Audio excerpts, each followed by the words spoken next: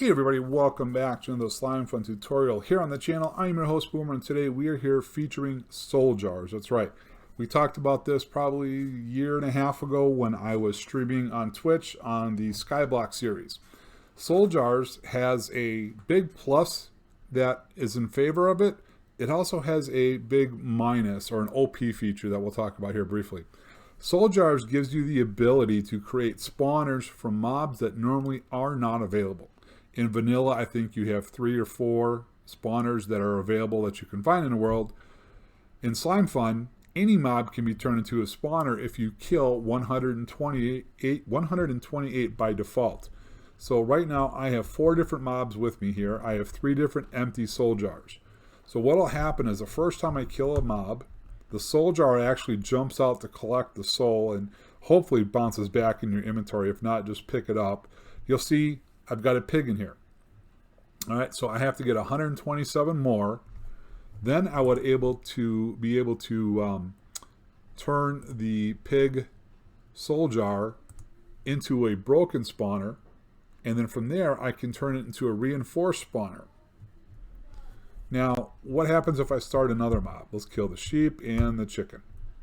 All right, so now I have 3 different soul jars, each with 1 different mob. Can you change the soul jar into another mob? Well, let's go find out. Let's kill the cow. Did any of these become cow? Sheep, pig, chicken? No. So once you start, you have to finish that soul jar up to 128. And you can have as many in your inventory as you want. It doesn't matter. As long as you kill that mob, it'll go to the appropriate soul jar. So now if I kill my second pig, it doesn't bounce out anymore. But now, as you can see, I have 2 in there. So 126 more piggies, and we can make spawners. Here's where the downside, where the OP-ness of that comes in, is exactly that. Once you get 128 and you've got a spawner, you set up a grinder, it's just a matter of time before a player could have hundreds, if not thousands, of these. It would not take long. Just in vanilla, with the vanilla mob caps of setting up no more than, a spawner can't function when there's more than 6 mobs within that 9x3x9 grid around it. In a 9 chunk area, I can set up 72 spawners and have them all function and still peak the mob cap. So just think about what that could do. So while I would love to see in the config, all the mobs are all configurable, they all start at 128.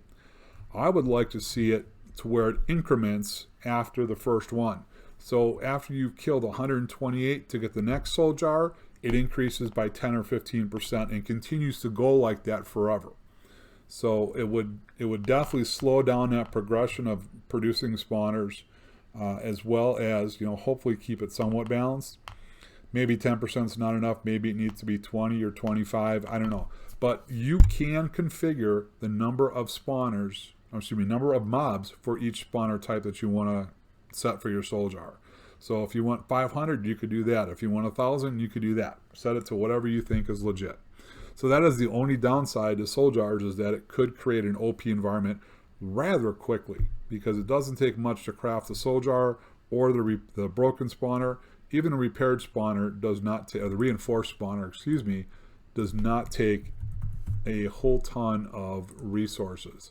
I mean, it is a little bit of work, the Essence of Afterlife, the Necrotic Skull, so you have to kill some withers. But depending on what's on your server, especially if you have Infinity Expansion, I'm telling you, just give me an hour and you'll see how many spawners we can accommodate. So something to consider. So guys, we're going to wrap this up here. I also do want to give you a heads up. The next add-on we're going to cover, I've been waiting a while to do this one. Galactifun's coming. That's right. There's been a whole lot of talk on the Galactifun Discord channel lately, and you know what, I figured it's about time. We're getting more and more information out there.